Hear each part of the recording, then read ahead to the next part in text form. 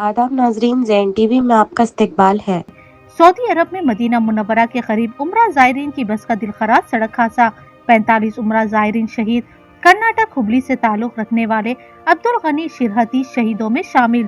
तफसीलात के मुताबिक 16 और 17 नवंबर की दरमियानी रात तकरीबन 1:30 बजे सऊदी अरब के शहर मदीना से तकरीबन 25 किलोमीटर पहले मक्का से मदीना की तरफ सफर करने वाली बस अचानक एक डीजल के टैंकर से टकरा गई, जिसके नतीजे में एक खौफनाक आग भड़क उठी और चंद ही मिनटों में देखते ही देखते आग के शोलों ने पूरी बस को अपने लपेटे में ले लिया। बस में तकरीबन 46 ज़ायरीन सफर कर रहे थे, जिसमें से 45 ज़ायरीन शहीद हो गए और मोहम्मद अब्दुल शोएब नामी शख्स मौजिज़ाती तौर पर बच गया, जो हॉस्पिटल में तशवीशनाक हालत में ज़ेरे इलाज है। इस हादसे की खबर ने पूरी दुनिया खुसूसन मिल्लत इस्लामिया के दिलों को गहरे गम और सदमे से भर दिया। इस हादसे में कर्नाटक हुबली से ताल्लुक रखने वाले अब्दुल गनी शिरहती भी हादसे में शहीद हो गए। बस हादसे की इत्तला मिलते ही अब्दुल गनी शिरहती के अहले खाने पर सदमा तारी हो गया और इलाके में गम की लहर दौड़ गई। बताया गया है कि अब्दुल गनी शिरहती 6 माह कबल रोजी कमाने के लिए सऊदी अरब गए थे और कुछ दिन कबल उम्रा की सादत हासिल करके दिल में रोज़ा मुबारक सल्लल्लाहु अलैहि वसल्लम के दीदार की तड़प लिए दुरूद और सलाम पढ़ते हुए मदीना के सफर के लिए रवाना हुए थे। अब्दुल गनी की हादसे में शहादत की इत्तला मिलते ही एमएलए प्रसाद अबैया, हुबली अंजुमन इस्लाम के सदर एम हिंदेसगिरी अल्ताफ हल्लूर, हुबली दरवात के police commissioner N Shashi Kumar, Congress party leaders और अंजुमन इस्लाम के अरकान फौरी अब्दुल गनी के घर जाकर उनके अहले खाना से मुलाकात की और उन्हें ताज़ियत पेश की।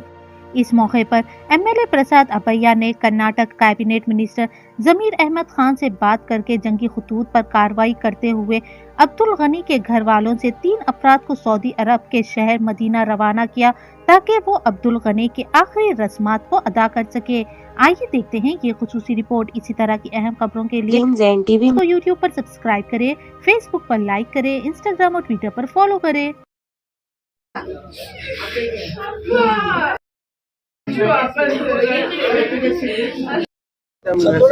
लास्ट टाइम जाके 6 महीना हुआ, जाके कल रात को बात करी 3 बजे। फिर सुबह में कॉल आया, वो हैदराबाद वाले भी थोड़े हैं, उनके साथ गए थे। वहाँ जाके वो उनको मालूम पड़ा उनकी कितने 18 मेंबर्स है हैदराबाद वालों के, उनके 18 मेंबर्स पूरे जल गए। हाँ, उनका एकला ही आदमी है। वो फोन करके बोले ऐसा ऐसा हादसा हुआ बोल के। लास्ट अब्दुल गनी शिरहती। जाने के लिए क्या बंदोबस्त करते थे? हाँ, एमएलए साहब गाड़ी सब फ्लाइट गाड़ी सब बंदोबस्त करके दे रहे हैं। कितने लोग जाने में? 3 लोग जा रहे हैं। हाँ।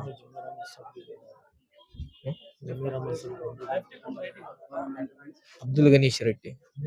हाँ, मैं एकला 3 महीना है। ಈ ಮೆಕ್ಕಾಕ್ ಹೋದಂತ ಆ ಒಂದು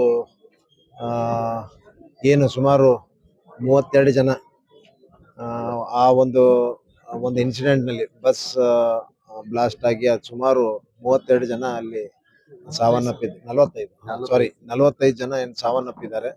ಅದರಲ್ಲಿ ಅಬ್ದುಲ್ ಗನಿ ಶಿರಟ್ಟಿ ಅನ್ನುವಂಥವ್ರು ನನ್ನ ಕ್ಷೇತ್ರಕ್ಕೆ ನನ್ನ ಕ್ಷೇತ್ರದಲ್ಲಿದ್ದಂತ ಒಬ್ಬ ಏನು ಗಣೇಶ್ ಪೇಟಿನ ನಿವಾಸಿ, ಅವರ ಒಂದು ಇದರ ಈ ಒಂದು ಏನು ಇನ್ಸಿಡೆಂಟ್ ನಲ್ಲಿ ಕೂಡ ಅವರು ಕೂಡ ಸಾವನ್ನಪ್ಪಿದ್ದಾರೆ.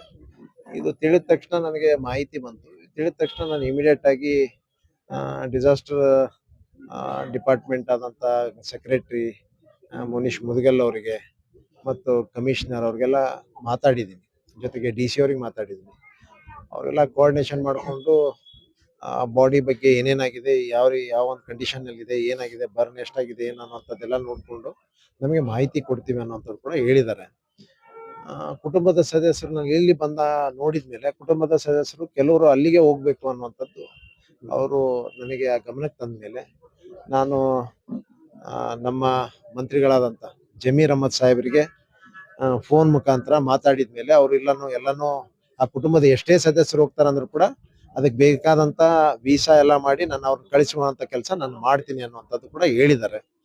ಈಗ ಆ ನಿಟ್ಟಿನಲ್ಲಿ ಸುಮಾರು ಆ ಕುಟುಂಬದ ಎಲ್ಲರೂ ಪಾಸ್ಪೋರ್ಟ್ ಇಲ್ಲ, 3 ಜನ ಹೋಗ್ತೀನಿ ಅಂದಿದ್ದಾರೆ. 3 ಜನರದ್ದು ನಾನು ಇಮಿಡಿಯೇಟ್ ಆಗಿ ಅವ್ರಿಗೆ ಇಲ್ಲಿ ಒಂದು ಗಾಡಿ ವ್ಯವಸ್ಥೆ ಮಾಡಿ ಬೆಂಗಳೂರು ಕಳಿಸ್ತಾ ಇದ್ದೀನಿ. ಅಲ್ಲಿಂದ ನಮ್ಮ ಮಂತ್ರಿಗಳು ಎಲ್ಲಾ ತರದ ವ್ಯವಸ್ಥೆ ಮಾಡಿ ಅವ್ರನ್ನ ಮುಟ್ಟಿಸುವಂತ ಕೆಲಸ ಮಾಡ್ತಾರೆ. ಮತ್ತೇನು ಕುಟುಂಬದ ಏನೇನ್ ತೊಂದರೆಗಳಿದೆ ಅವನ್ನೆಲ್ಲ ಸರಿಪಡಿಸುವಂತ ಕೆಲಸ ನಾವು ಮಾಡ್ತೀವಿ. ಇಲ್ಲ, ಇಲ್ಲಿಂದ ಒಬ್ಬರೇ ಹೋಗಿದ್ದಾರೆ, ಅವರೊಬ್ಬರೇ ಹೋಗಿದ್ದಾರೆ. ನಿನ್ನೆ ತಾನೇ ಅವರೆಲ್ಲ ವಿಡಿಯೋ ಕಾಲ್ ಮಾಡಿ ಮಾತಾಡಿದ್ದಾರೆ. ಇವತ್ತು ಇಂಥ ದುರ್ಘಟನೆ ಆಗಿದೆ. ಬಹುಶಃ ಅಲ್ಲಿ ಏನೇ ಟೆಕ್ನಿಕಲ್ ಪ್ರಾಬ್ಲಮ್ ಬಂದ್ರು ಕೂಡ ನಾವು ನಮ್ಮ ಸ್ಟೇಟ್ ಗೌರ್ಮೆಂಟ್ ಜೊತೆ ಕೋಆರ್ಡಿನೇಷನ್ ಮಾಡಿಕೊಂಡು ಈಗ ಚೀಫ್ ಸೆಕ್ರೆಟರಿಗೂ ಮಾತಾಡಿ ಏನೇ ತೊಂದರೆ ಆದ್ರೂ ಕೂಡ ಅದನ್ನ ಸರಿಪಡಿಸುವಂತ ಕೆಲಸ ಮಾಡಿ ಕುಟುಂಬದ ಸದಸ್ಯರಿಗೆ ಅದು ಅಂತ್ಯಕ್ರಿಯೆಗೆ ಸಹಾಯ ಆಗುವಂತ ರೀತಿಯಲ್ಲಿ ಮಾಡ್ತೀವಿ. ಅದ ಇವತ್ತ ಬೆಳಗ್ಗೆ ಸೌದಿ ಅರಬ್ನಲ್ಲಿ ಮಕ್ಕಾಲಿಂದ ಮದೀನಾ ಹೋಗ್ತಾ ಇದ್ದ ಬಸ್ ಅನ್ನೋ ದುರ್ಘಟನೆಯಲ್ಲಿ ಸುಮಾರು 42-45 ಜನ ಅಲ್ಲಿ ಏನು ಡೆತ್ ಆಗಿದೆ ಅವ್ರದ್ದು. ಅದರಲ್ಲಿ ನಮ್ಮ ಹುಬ್ಬಳ್ಳಿಯ ಅಬ್ದುಲ್ ಗನಿ ಶಿರಟ್ಟಿ ಅಂತೇಳಿ ಒಂದು ಏಜ್ 55 ಏಜ್, ಬಸ್ ಡ್ರೈವರ್ ಕೆಲಸ ಮಾಡ್ತಿದ್ದ. ಇವತ್ತು ಅವ್ರ ಸ್ನೇಹಿತರು ಹೈದ್ರಾಬಾದ್ ಸ್ನೇಹಿತರ ಜೊತೆ ಸೌದಿ ಅರಬ್ಗೆ ಪವಿತ್ರ ಉಮ್ರಾಗ್ ಹೋಗಿದ್ರು. ಅದ ಸುದ್ದಿ ತಿಳ್ಕೊಂಡೆ ಎಲ್ಲಾರು ನಾವು ಇಲ್ಲಿ ಅವ್ರ ಮನೆಗೆ ಭೇಟಿ ಕೊಟ್ಟಿವಿ. ಎಲ್ಲ ನಾನು ಆತು, ನಮ್ಮ ಅಂಜುಮನ್ ಸಂಸ್ಥೆ ಅಧ್ಯಕ್ಷರು, ಈ ಭಾಗದ ಶಾಸಕರಂತ ಪ್ರಸಾದ್ ಅವರೆಲ್ಲ ಕೂಡಿ ಅವ್ರ ಫ್ಯಾಮಿಲಿಗೆ ಆಗಿ ಮಾತಾಡಿದೀವಿ.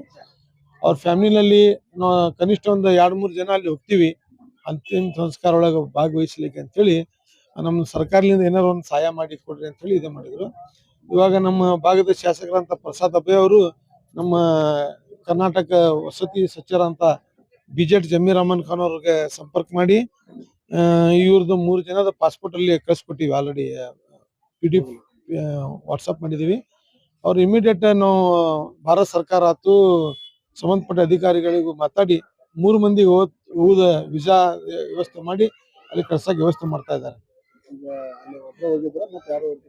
ಇಲ್ಲ, ಅವರು ಹುಬ್ಳಿಯಿಂದ ಒಬ್ರು ಹೋಗಿದ್ರು. ಅವ್ರು ಆಕ್ಚುಲಿ ದುಬೈನಲ್ಲಿ ಬಸ್ ಡ್ರೈವರ್ ಕೆಲಸ ಮಾಡ್ತಾರ. ಇವಾಗ ಇಲ್ಲಿ ಬಂದು ಅವ್ರ ಸ್ನೇಹಿತರ ಜೊತೆ ಪವಿತ್ರ ಮಕ್ಕಾಗ್ ಹೋಗಿದ್ರು ಅಲ್ಲಿ ಉಮ್ರಾ ಮಾಡ್ಲಿಕ್ಕೆ. ಅಲ್ಲೇ ದುರ್ಘಟನೆ ಆಗಿದೆ.